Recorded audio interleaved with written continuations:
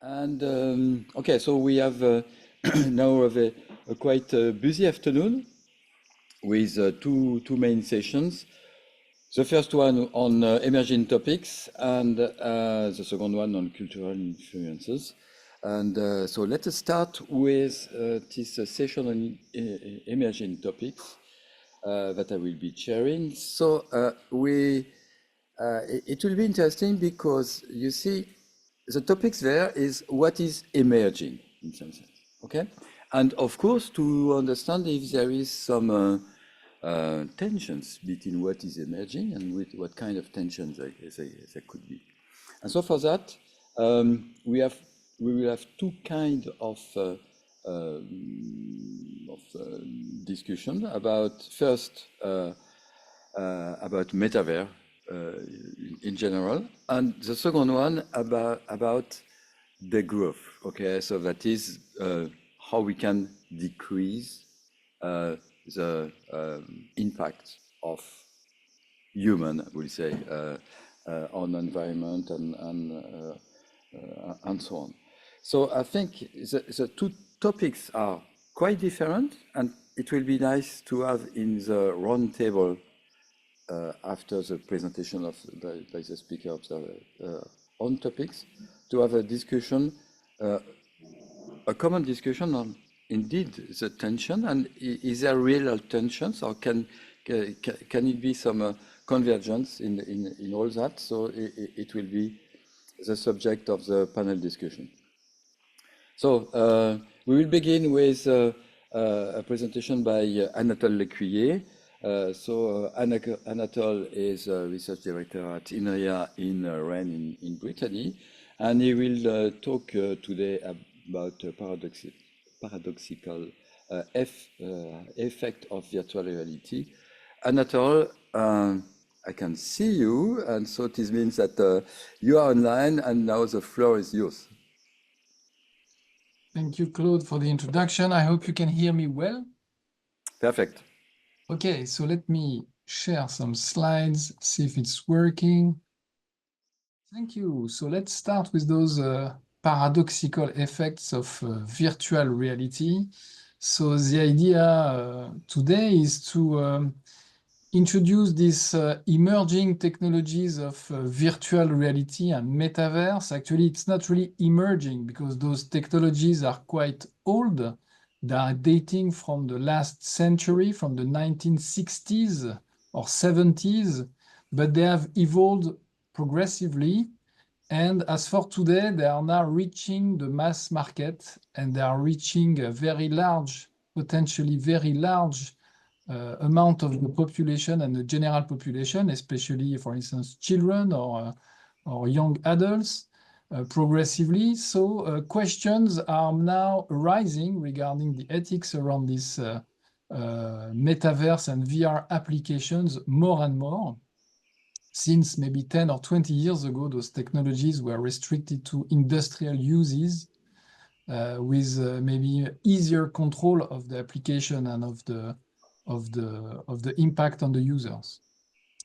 So let me, in this first presentation, address maybe some general notions about VR and discuss with you potential bad or good usages of virtual reality effects as we are going to describe and detail them. So the objectives today will be first to characterize the singularity of a VR experience. I don't know how many of you have already tried. We can make a little survey. I'm going to look at your hands here. How many people have already tried a VR headset? Okay, so quite a large amount of people. Let me just check how many never tried a VR headset. Okay, so it's not. Don't be ashamed. I mean, it's not a shaming question. It's just to observe that a lot of people today have tried this kind of devices in Western countries, and it corresponds to the spreading of the technology that I was mentioning. But we are going to try to characterize this very special, very unique experience of putting on a VR headset and being, for instance, embodied in an avatar, a virtual body which is representing you in the virtual world. Sometimes it's a very surprising and astonishing experience.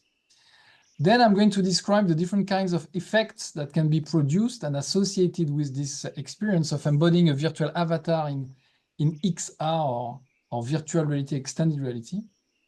Little is known today about those effects produced on the brain or on the psychology of the user, but we can observe that it's very powerful experience, sometimes very extreme and sometimes paradoxical effects even. Then we can discuss about how to leverage on these effects, how to consider, based on this powerful experience, potentially good or bad usages of this technology. And as for today, all the futures are possible, and none is certain about these potential usages. Then we can have some time for discussion and question after the two other presentations. Okay, so let's talk about this VR user experience, the experience of being inside the virtual world with a VR headset. First of all, there are some general notions which are still on debate today in the VR community. The notion first of presence, the feeling of being there in this virtual world, which has been characterized using different kinds of questionnaires and psychological debates and discussions about this notion of being elsewhere, feeling that you are elsewhere in this virtual world. There's also the notion of co-presence, the feeling of being together with other people in the same virtual world, although sometimes remotely, and being two people at a very far distance from one another, but actually in the real world, but being completely interconnected in the virtual world. Then there are also some famous illusions, 3 key illusions associated with this experience. The place illusion, the fact that you can experience an illusion of being in the place depicted by the virtual reality, meaning a completely different place from the office where you are standing right now, for instance. Then the plausibility illusion, the illusion that the virtual situations and the events that you are observing and facing and living in the virtual world are really happening. This is true. So that's the plausibility illusion. And then the virtual body ownership illusion, which is the illusion of ownership toward the virtual body that is representing you in the virtual environment. So this can also be a very powerful experience to have the impression that the virtual body you are seeing through the VR goggles is your body, your own body, and that things that are happening to this body are happening to yourself. This is characterized further on by 3 dimensions, this virtual embodiment, the ownership, this impression that you are owning this body, the agency, that you are controlling this body, that the actions are corresponding to your intentions, and the self-location, that you are really inside this body. It's not happening somewhere else. Then another dimension I'm going to refer to after and later and show you some example is the Proteus effect, which is a behavioral effect associated to stereotype. It's a stereotype psychological effect. The fact that you are somehow behaving in the virtual world following the stereotype of your avatar. If your avatar has some characteristics in its appearance, you will somehow progressively, unconsciously behave the way your avatar is supposed to behave. It's a very deranging and disturbing notion that you will see is happening many times in VR, actually. And of course, this list is not finished yet. It's a very new field of research, so more notions and psychological effects are referred to now, and the list should be extended. Let me show you some examples focusing on this notion of virtual embodiment and avatar. So if you have put on some VR headset and goggles, then you might have experienced this quite impressive situation where you are inside the virtual body, which is reacting to your own body. And sometimes the body shape is not exactly the same. You could be taller, with more muscle, with a different skin color, or with a non-human appearance also. It's still possible, like in this Avatar movie, or you could be displayed by an anthropomorphic avatar or non-anthropomorphic avatar, but with different shape, or morphology. For instance, in our laboratory, together with Ferran, who is going to do by the way, the next talk, addressing complementary topics, we tried, for instance, to play with this morphology to check how far can you go with this difference in your virtual body. And in this situation, for instance, we could show that you can believe that you have an extra finger, that your morphology has changed in virtual reality, thanks to this here at the bottom right, to this process where we are caressing your finger and you start feeling that you have an extra 6th finger and you have a different virtual body. Just to show you another, we have many examples, but I focus on few examples from our team. Here it's also a very strange situation where you are embodying the same virtual body, the same avatar as a second user, meaning two people are sharing the same body, the same virtual avatar and the same virtual body. It's a very strange sensation because a part of your body is controlled by someone else. But still here we showed that your brain is adapting fast and you can still synchronize and do here some synchronized actions together with this other person controlling the same virtual body as yours, and you are sharing this virtual body. We are now also exploring what is happening in the brain of the user when they are facing those very strange situations. And there are many research works on this topic. One example here is showing that when your virtual body is starting to do some very strange things and you start to lose the control of your body, which can happen actually in VR when you are losing the tracking, for instance, the system which is measuring your position and transferring this to your avatar. It happens very many times that you can lose the control and your body is starting to do very strange things. And we notice, for instance, in this study that what is happening in your brain when your avatar is doing something weird, when you lose the control of your virtual body, there is some specific pattern activated in your brain, which actually is very similar to what schizophrenic patients are experiencing when they are having an hallucination. Meaning that your brain is experiencing an hallucination in virtual reality, a sensory hallucination in virtual reality when you start to lose the control of your virtual body. So this is the kind of study you can make today by combining virtual reality technologies and neuroimagery techniques, which is now more and more easy to connect with those technologies. Also, what happens with potential harm and dangers in the virtual world? Here we showed that virtual dangers in VR have quite a strong effect on yourself, meaning that you have, of course, behavioral responses that you can see in this video here, where the participant is reacting very strongly to the virtual danger. It's a press here, which is pressing and threatening your hand. But interestingly, we had this danger appearing many, many times in the same VR scenario here that you see. And even after a lot of repetition, you still react to the same danger.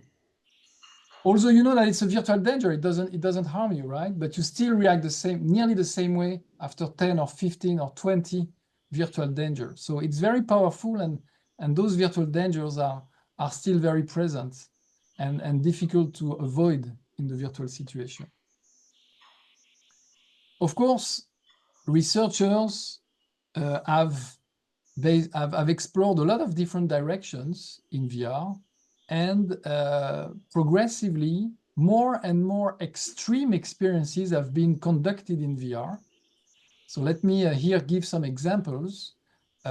In few experiments conducted, for instance, by Mail Slater in Barcelona, people could experience out-of-body experience, meaning that you're somehow progressively moving away from your body. So you are living an out-of-body OBE experience, an out-of-body experience. You can do time travel, so you can go back in time and live the same experiment in loop. The Milgram experience, the famous Milgram experience, has been reconducted in VR. Maybe you know or you don't know these very famous psychological experiments where people are asked to send electrical current shock in people by ordering to a superior. And this has been reconducted in VR. Of course, you could say, but hey, it's VR, so there is no harm here. But you can wonder what's the impact still on the participants. Near-death experience too have been tried in VR. So you are in a virtual body, and your avatar is aging. And after a process of several series of different experiments, your avatar is dying, and you are living the death of your own avatar, and you see the white tunnel and so on. It's a very strange experiment.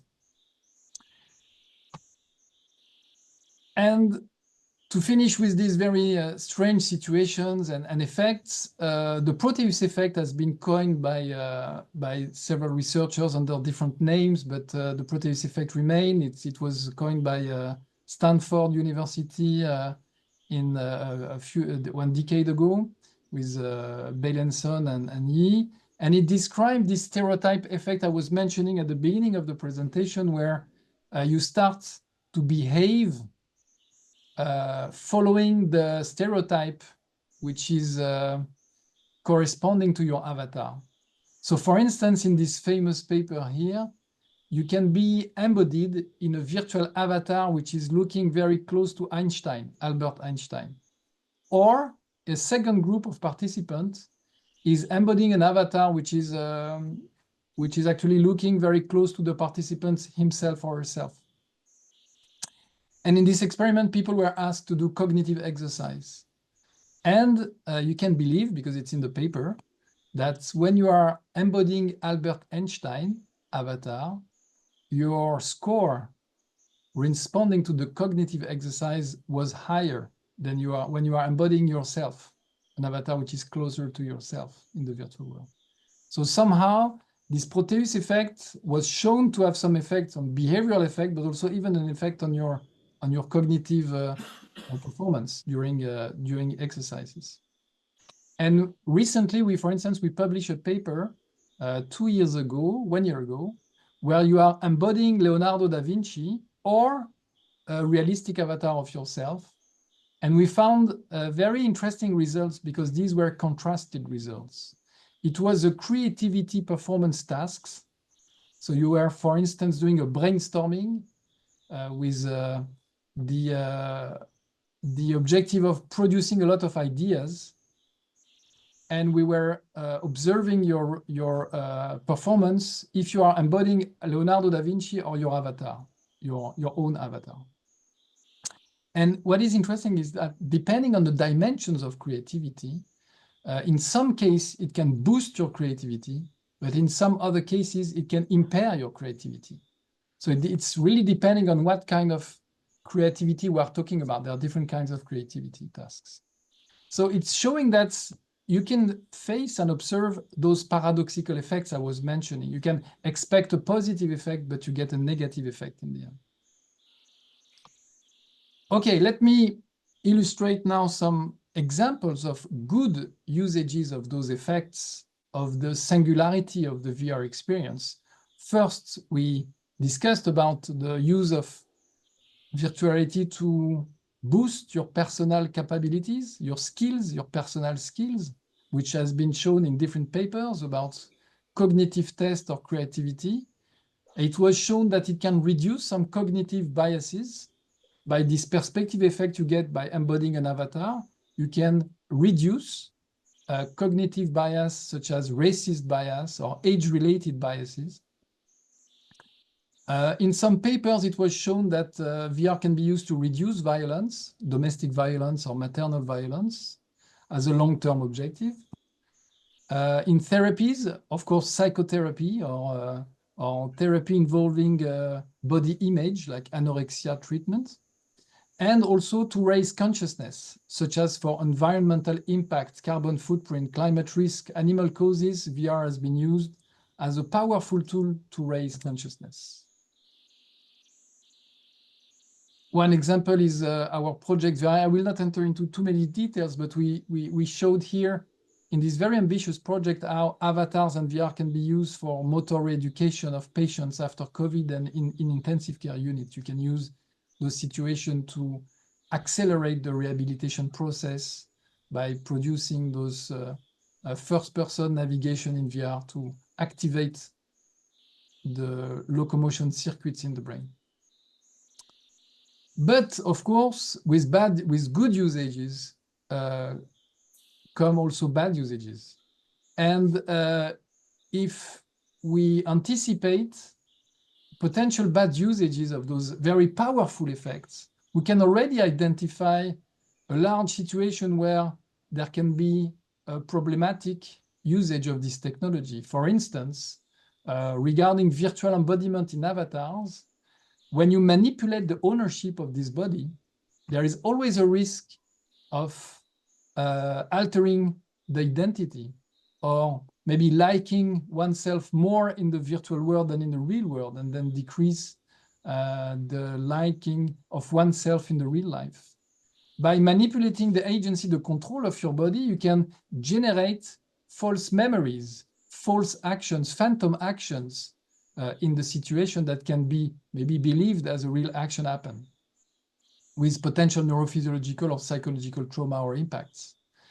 By manipulating the self-location, you can generate those out-of-body experience, those decorporalization or spatial manipulation, which can also be problematic with some fragile populations like schizophrenic patients. With this Proteus effect, which is acting on your behavior, you can also influence the actions, the behavior, the potential experience or memory of an event, and in the end, an opinion, which might even last after the experience. And we've seen that there are some extreme experiences that can be proposed.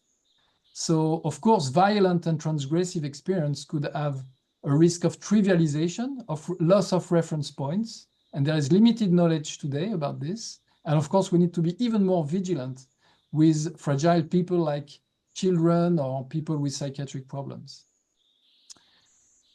I'm seeing that I'm reaching 20 minutes, so I'm just going to cite this very interesting paper, which is showing that by playing with the VR, you can hack the system, for instance, to inside when people are playing a kicking game, a boxing game, you can hack the system and to make sure that you can box somebody who is passing near you that you don't see with the VR headset. You are hacking the system to make some physical injury to the other people without you knowing it.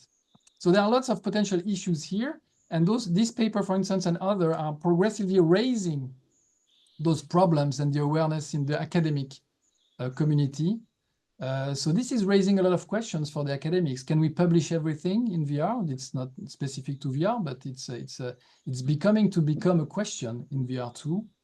And scientific practice could also evolve to more take into account those risks and mitigate those risks in our paper. Just to finish with showing that the avatar is coming in the real world with augmented reality. So you can start progressively to disguise yourself in a numerical way with digitalization of part of your body in the real world thanks to augmented reality. And for instance, augmented reality glasses, which could superimpose some numeric disguisement on yourself. So it's not only a problem which is related to VR, but it's coming to real life too by augmented reality. Okay, that's it for me. Sorry for the 1 minute late, and I'll be happy to exchange on these topics later on. Okay, thank you very much, Anatole. This is really perfect.